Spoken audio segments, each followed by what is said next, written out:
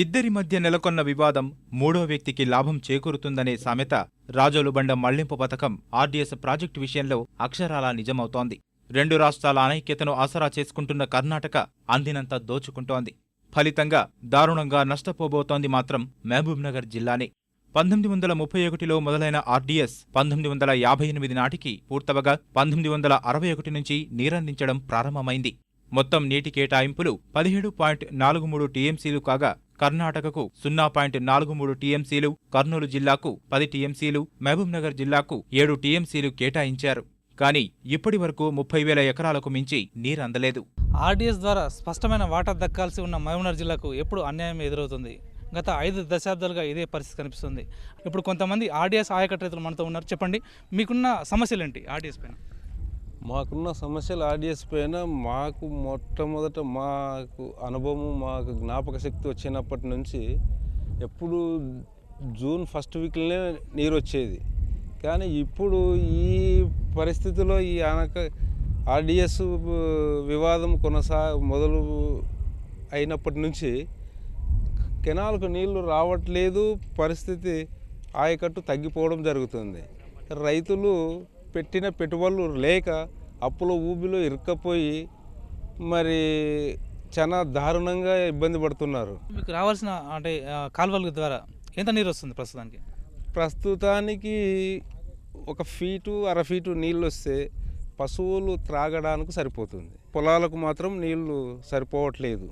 RDS నీరు పూర్తిగా మీకు రావడం లేదా? వచ్చినా కూడా ఎన్ని ఎకరాల్లో ప్రస్తుతం పంటలు పండుతున్నాయి? 30,000 ఎకరాలకు కూడా పడతలేదు సార్.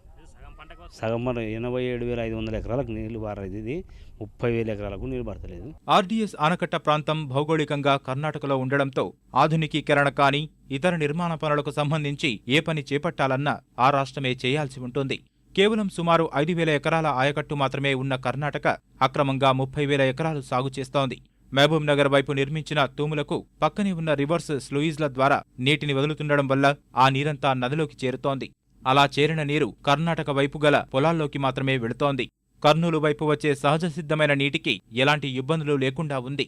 అంటే కర్ణాటక కుయుక్తుల వల్ల నష్టపోతున్న పాలమూరు వాసులు ప్రభుత్వం జోక్యం చేసుకుంటేనే తమకు న్యాయం జరుగుతుందని వేడుకుంటున్నారు. గత 5 దశాబ్దాలుగా ఇదే పరిస్థితి కనిపిస్తుంది. పాలమూరు జిల్లాకు దక్కాల్సిన వాటా ఎప్పుడు కూడా రావట్లేదు. వీరికి సక్రమైన వాటా రావాలంటే ఏం చేయాలి? అంటే ఎలాంటి నిబంధనలు అనుసరించాలి?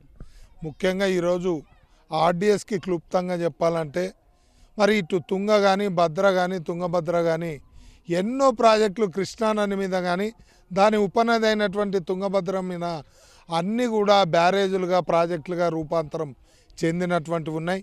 మరి ఆర్డీఎస్ ఇప్పటి వరకు కూడా గత 60 సంవత్సరాల క్రితం ఏదైతే ఉందో అదే ఆనకట్టనే ఈరోజు పెట్టడం జరిగింది. దాన్ని పూర్తి స్థాయిలో బ్యారేజ్గా రూపాంతరం చేసి 1,095 అడుగుల వరకు ప్రాజెక్టుగా మరి మార్చి ఒక బ్యారేజ్గా రూపాంతరం చేస్తే, అలాగే సప్లిమెంటరీ విధానం అన్ని ప్రాజెక్టులకు ఉంటే మరి దీనికి ఒక మధ్యలో ఒక 2 లిఫ్ట్ ఇరిగేషన్ కానీ లేదా బ్యాలెన్సింగ్ రిజర్వాయర్స్ కానీ ప్యారలల్గా కెనాల్ని కూడా మొత్తం కూడా ఆధునీకరణ చేసి దీనికి మించిన 2,000 క్యూసెక్ల క్యారీ కెపాసిటీ కెనాల్ వాటర్ తీసుకొస్తే ఖచ్చితంగా పూర్తి స్థాయిలో ఆయకట్టు నీరు అందుతాయని తెలియజేస్తున్నాను. ఇప్పుడు గతంలో వివాదాలను పక్కన పెడితే ఇప్పుడు తెలంగాణ, ఆంధ్రప్రదేశ్, కర్ణాటక 3 రాష్ట్రాలకు అంటే ముక్కోన పోటీ మధ్య ఆర్డీఎస్ చేరుకుంది. ఇప్పుడు ఈ ఆర్డీఎస్ సమస్య తొలగాలంటే తెలంగాణ ప్రభుత్వం ఏం చేయాలంటారు? ఇటు తెలంగాణలో ఉన్న టీఆర్ఎస్ ప్రభుత్వం కానీ రాయలసీమలో ఉన్న తెలుగుదేశం ప్రభుత్వం కానీ 2 కూర్చొని పరిష్కరిస్తే 2 గంటల్లో ఖచ్చితంగా పరిష్కారాలు దొరుకుతాయి. ఖచ్చితంగా ఈ విషయాలన్నీ కూడా మా ప్రాంతంలో ఉన్నటువంటి తెలంగాణలో ఉన్నటువంటి హరీష్ రావు గారు కానీ కేసీఆర్ గారి దృష్టికి కూడా తీసుకెళ్లడం ఖచ్చితంగా జరుగుతుంది. ఆర్డీఎస్ ఆధునికీకరణ పనులు చేపట్టాలని 2006 సంవత్సరంలో టెండర్ నిర్వహించగా గుత్తేదారుల వల్ల పనులు ఆలస్యమయ్యాయి.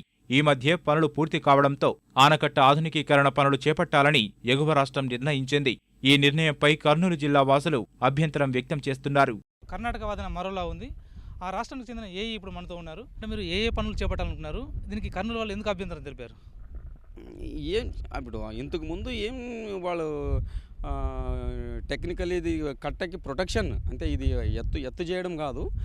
కట్టకి దాదాపు 60-65 సంవత్సరాల కట్ట ఉంది. ఇది దీనికి ప్రొటెక్షన్, దానికి అంటే స్ట్రెంగ్థనింగ్ చేసేది, బలపడించే పనినే చేస్తూ ఉన్నాము. వాళ్ళు ఏమంటారంటే 15 సెంటీమీటర్లు ఎత్తు పెరుగుతుంది, ఆ ఎత్తు పెరిగినట్లు పని చేసుకోండి అని వాళ్ళు అంటారు. వాళ్ళ వాదన ఇది. మరి మీ నుంచి ఎలా ఉంది? అంటే మీ రాష్ట్ర తరపున ఎలాంటి పరిస్థితులు ఉన్నాయి ఇక్కడ? అంటే ఈ ఎత్తు పెంచకుండానే ఈ ఆనకట్టను పునర్నిర్మాణం చేసే అవకాశం ఉంది? అంటే ఇప్పుడు టెక్నికలీ అది ఏం పాసిబిలిటీస్ ఉందా లేదా అని ఆలోచించి మేము పనులు నిర్వహిస్తున్నాం. కర్ణాటకకు సంబంధించి కానీ, ఇటు తెలంగాణకు సంబంధించి కానీ, ఇటు ఆంధ్రప్రదేశ్ సంబంధించిన 3 రాష్ట్రాల మధ్య కూడా ఈ వివాదం ఎప్పటి నుంచి కొనసాగుతుంది. ఇప్పుడు రెండో ప్యాకేజీలో పనులు చేపట్టడం వల్ల కిందికి నీరు ఎలా వెళ్తుంది అనుకుంటున్నారు? ఇప్పుడు అందుకు మా కర్ణాటక గవర్నమెంట్ నుంచి దానికి టెండర్ అదే ప్యాకేజ్ కెనాల్లో 3 ప్యాకేజీలు ఉన్నవి. First package, second package, third package.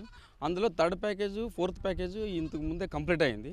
ఇప్పుడు కెనాల్లో సెకండ్ ప్యాకేజ్ ఉంది. ఆ కెనాల్ అంటే స్టార్టింగ్ పాయింట్లో ఉన్నింది మా గవర్నమెంట్ నుంచి పని చేయలేడు కాబట్టి దాన్ని రద్దు చేసింది. ఇప్పుడు నెక్స్ట్ ఆగస్ట్ తర్వాత ఇంకా కాంట్రాక్టరే రద్దు అవుతుంది గవర్నమెంట్ నుంచి.